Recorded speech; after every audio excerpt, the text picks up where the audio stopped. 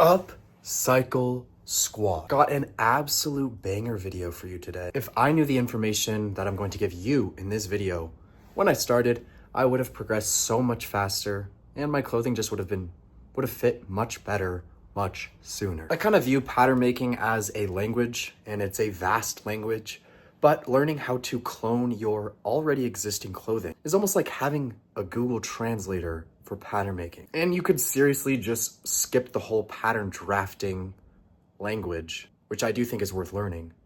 But when you know how to clone the clothing that already fits you well and clone it to a T, it's pretty epic. I also believe there's no reason you should have to take apart a piece of clothing. That is one way to do it, but then you ruin a piece of clothing. So the method I'm going to show you how to do today won't ruin your piece of clothing, and it's actually something that the industry does all the time, believe it or not. It is often referred to as rub-off pattern making or ripping off a piece of clothing, because it kind of is that, but I mean, as soon as you put little changes of your own to it, it is your pattern, it's your piece of clothing. And it's kind of funny, I never watched Project Runway, but if you take measurements from an existing piece of clothing or do rub-off, cloning, whatever, you get disqualified. So it really works, and I've done it before. So just for a little sneak peek, this is the jacket I'm copying today, and this is the jacket I made following the steps in this video for the pattern. So let's get right into it. There's many ways to do it, but I have found what I think is the best way to do it, and I call it the titties formula. TTS, trace, true, and then add seam allowance. So first step, grab a piece of clothing that you like the fit of.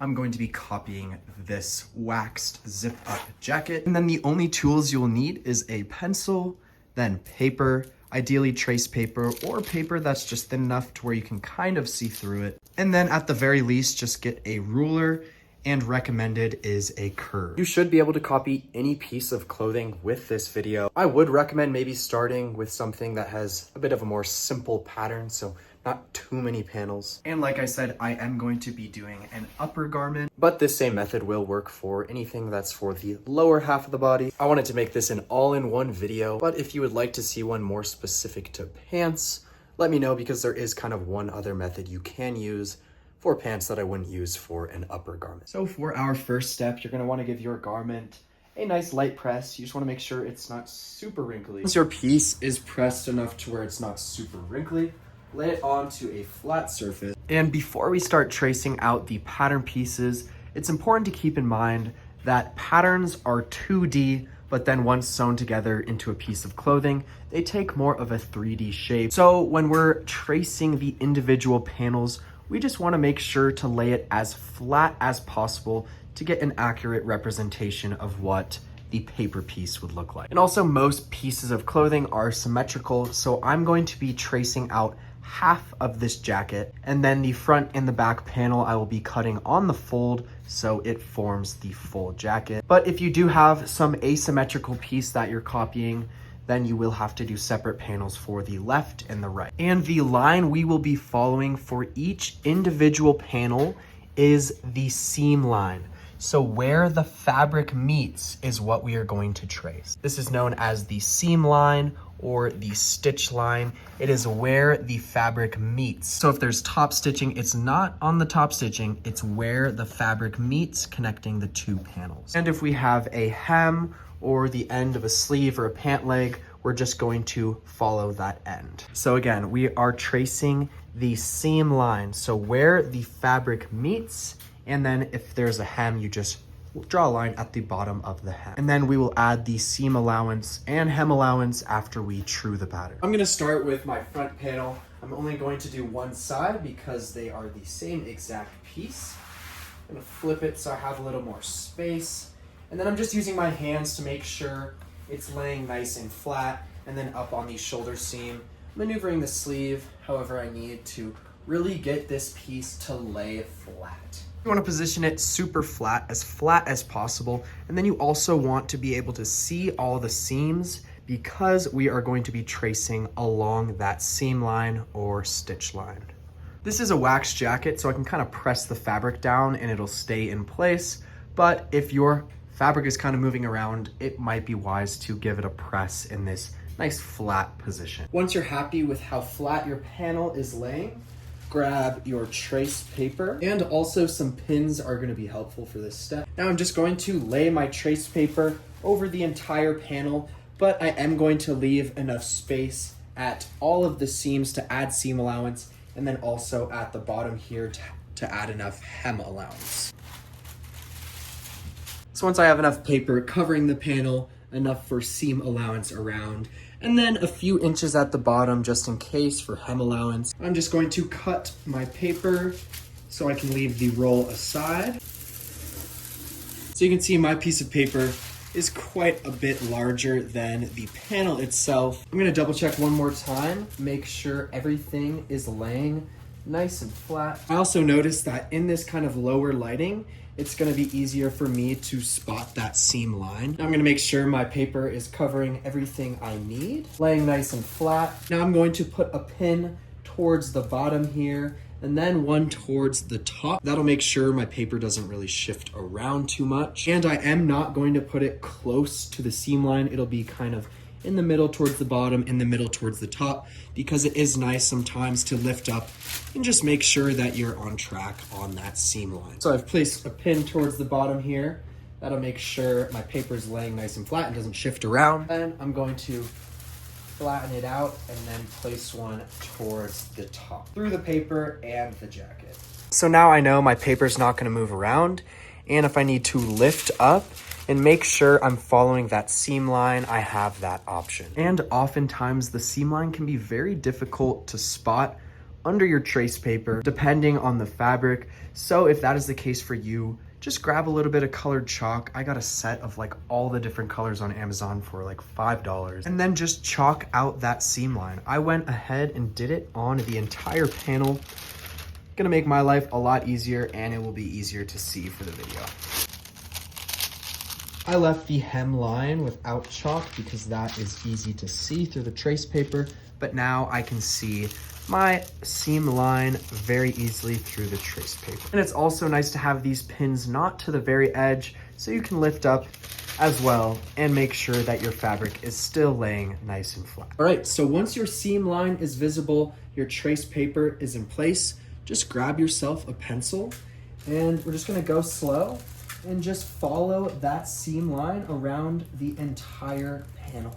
Take your time, and if you need to lift up and make sure the fabric's flat and you're on the seam line, make sure to do so. I'm usually relatively relaxed on the more straight lines, but then when I get to something like a curve, I really do like to lift up and just make sure that it is laying as flat as possible. Boom, so now once you have the outline of your first piece, you can take out your pins and we're gonna set this piece aside. That is how my first piece is looking, so I still have plenty of space to add seam allowance, the hem allowance, and then if I wanna change the fit too. So now I'm going to move on to my back panel, but before I start tracing it out, I'm going to be dividing the back panel into two because it is one symmetrical piece. And if we just copy half and then cut our fabric on fold, then we will get that same back panel. So I'm just grabbing a big ruler. I'm going to mark the center point at the bottom of the back. And then I'm going to mark the center point on the back. I'll probably just end up using this yoke seam. And if you don't have a yoke seam, just mark the middle of either the neck hole or anything that you can find the middle point towards the top. Now I'm just going to draw a straight line connecting those two center points. So now that I have the center of the back marked, otherwise known as the center back, I'm just going to chalk out that seam line again. It's already on this one from the front panel, but then the sleeve hole and the shoulder seam. And I'm going to imagine that the yoke is just a part of the back panel for now, and if I want to add it, I will. So I've got my back panel chalked out, laying nice and flat. So with the majority of my back panel laying flat, you'll notice it goes beyond this fold right here. And that is because we are going from 3D to 2D. And if I were to try and get the entire back panel laying flat, it would get totally distorted. So to maintain accuracy with the pattern, I'm just going to get as much of the back panel flat as possible. Then when we are tracing with our trace paper, I will leave plenty of paper up towards the top, and then we will fold that with the fabric to match the pattern piece. I'll show you what this process looks like visually, but this also applies to any pattern piece that you can't get to lay completely flat. You're gonna lay the majority of it flat and then fold what you can't. You're gonna pin the paper to that fold, and then we'll flip over and finish the tracing. So I've got my seam line completely chalked out. I've laid my piece as flat as possible for the majority, and then again, I have the rest of that shoulder folded over. Grab yourself some tracing paper, lay it over. Then if you needed to fold a part of your garment, just make sure to leave enough paper extended past this point so you can include the rest of the pattern piece. So I left way more than enough paper at the top here. It's always nicer to have more than enough than not enough. And then again, I left enough space around the entire piece to add seam allowance and hem allowance later on. Before you pin the paper down to the piece of clothing, just make sure everything's laying how you would like, nice and flat. And similar to the front piece, I'm gonna kind of just put a pin in the middle upper portion and the middle bottom portion, just so the paper doesn't shift around. So I've placed one at the middle of the top, the middle of the bottom, made sure everything's laying flat.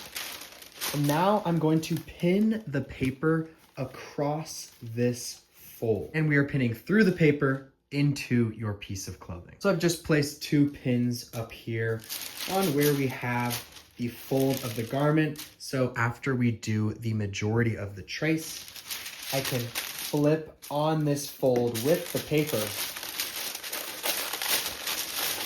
and finish tracing. We're also going to be doing a very similar thing as we did to the shoulder seam to the sleeve, because it is a 3D shape that we are getting to the 2D. So just grab a pencil and follow that seam line around the entire piece, and then I'll show you what to do once we get to the shoulder. All right, so I've traced around the entire piece except for that small folded portion. Now I'm literally going to flip this entire piece over so I can comfortably fold over this edge with the fold of the piece of clothing.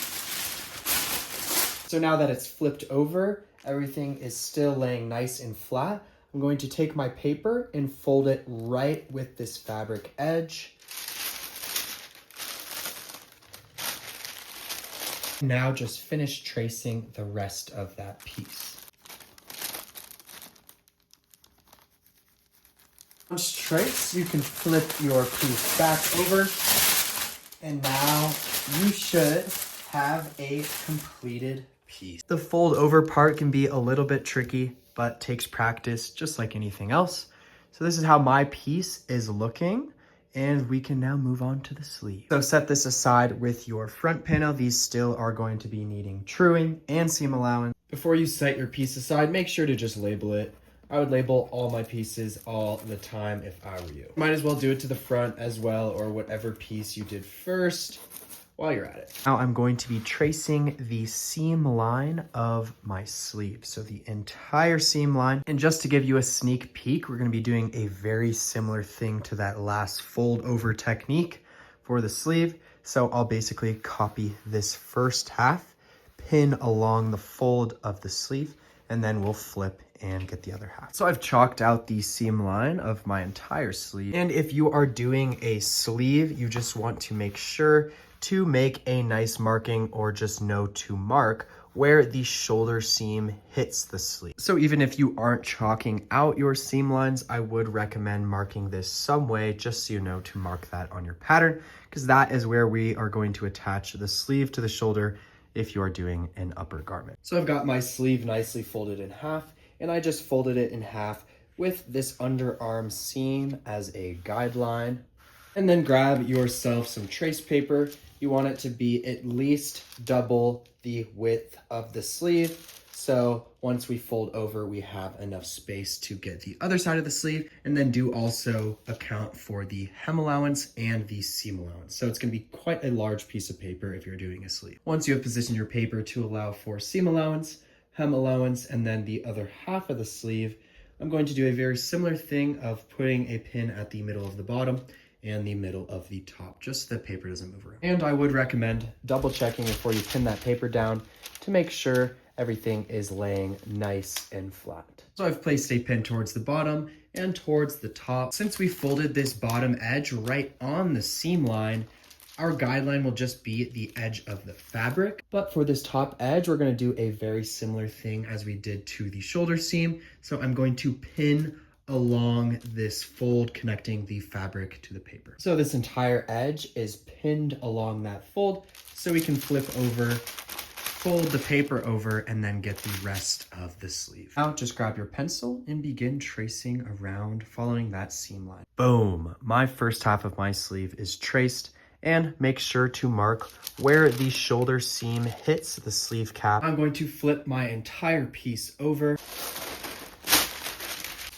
Make sure everything is laying nice and flat, and then fold the paper right along this folded edge where we pinned. So just folding it right with the fabric. So really using that folded edge of the fabric as a guideline for the folded edge of the paper. And then I like to always place another pin at the bottom and the top, just make sure everything stays in place. Now you can double check and make sure everything's laying nice. And while we're at it, might as well mark that this is the part of the sleeve that goes to the back. Now just finish tracing the rest of the seam line with your pencil. That's how my second half is looking. Now you can pull off the pins. Before I take all of my pins off, I'm just going to mark the front, and boom, that is a proper looking sleeve. Now all the hard work is done. You can do the same exact method with a collar or a hood or whatever you want to do. So all I did for my collar was divide it down the center back, trace that seam line, and then I also marked a little notch for where the shoulder point is, and I'm just going to trace it the same exact way. Once all of your pieces are traced out, we are moving on to the truing section of the formula. All truing is just making sure the pattern lines up where it should, all the puzzle pieces match correctly. And before we get to truing, if you notice any inconsistencies in your lines or curves, just go through and smoothen them out with either your curve tool or your straight ruler. Quick side note before we get truing, I would recommend trying on your piece of clothing again. And if you want to make any fit adjustments, I would do that before you true the garment. So if you wanted to make it a wider fit or taper it more, make the sleeves bigger, whatever, I would do that now. So for truing an upper garment, I drew this nice little diagram for you all. It is fairly simple, and if you want to pause or screenshot here, feel free. So for an upper garment, we want to make sure that the shoulder seam of the front and the back equal each other, the side seam of the front and the back equal each other, the underarm seam for the sleeve equal each other. We want the sleeve cap to equal the armhole opening. So basically the front armhole should equal the sleeve cap up until your notch, and then the back armhole should equal from the notch onwards. So when we marked where that shoulder seam hits on the sleeve cap, that just represents where the front armhole ends and where the back armhole begins. And if you want to add ease to the sleeve cap, that is up to you. I know my sleeve had a little bit of ease if you saw that bunching, but since it's a loose fitting garment, I am not going to add ease to my sleeve cap. And then finally, you want your collar, hood, etc., whatever you're going to put at the neckline to just equal the neck hole. So the front neck plus the back neck. And we are doing all of this truing before we add seam allowance. For pants, it is super straightforward. We literally just need the side seams to equal each other and then the inseams of the front and the back. Depending on how accurate you were with your tracing, you might not have to make any adjustments for your pattern to be true. But with tracing paper, it's pretty simple to just line up the edges and make sure they match. So for example, I have my back panel here, my front panel here. I can just flip one over. line up the shoulder seams and see that those line up perfectly, so I don't need to adjust there. Then I can do the same for the side seam. Looks like I might need to extend the back by about 1/4 inch. And then for some things like the sleeve cap to the armhole, I am gonna just take my tape measure and measure one and make sure it matches up and adjust if necessary. Same with the collar piece to the neckline. I could try and pull some origami, but it's better to just be accurate and use your tape measure. And it really is up to you and your own intuition on whether or not to increase a measurement on one side or decrease one on another side.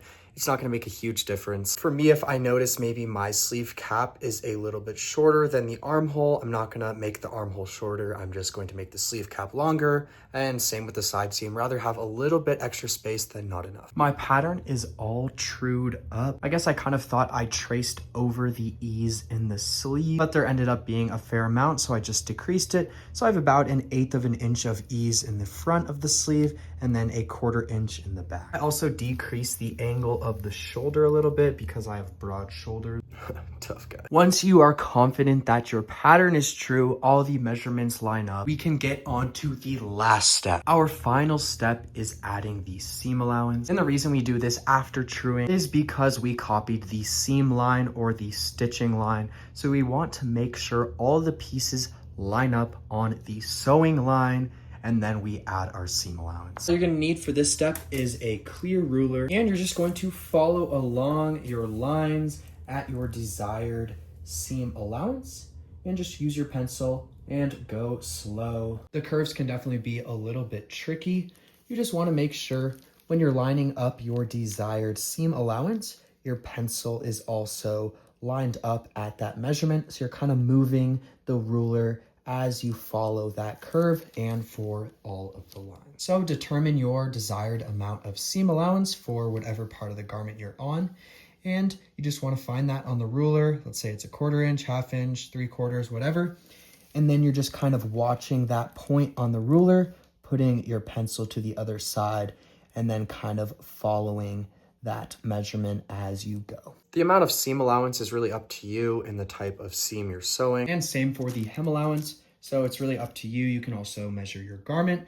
For me, I'm going to do a 1-inch double roll hem. So I'll extend at the bottom 2 inches. Same for the sleeve. I'm actually going to be doing a sleeve cuff, but decide how you want your garment to be finished and then add the desired length of seam allowance. Once all of your pieces have seam allowance, your pattern is ready to cut out. And if you did anything on the fold, for example, I did my back panel, you are not going to add seam allowance to the side that is on the fold, but then everything else. Same with my collar piece, I did it on the fold, so the side that is on the fold is the one side you are not going to add seam allowance. So now just cut out your pattern on the seam allowance line.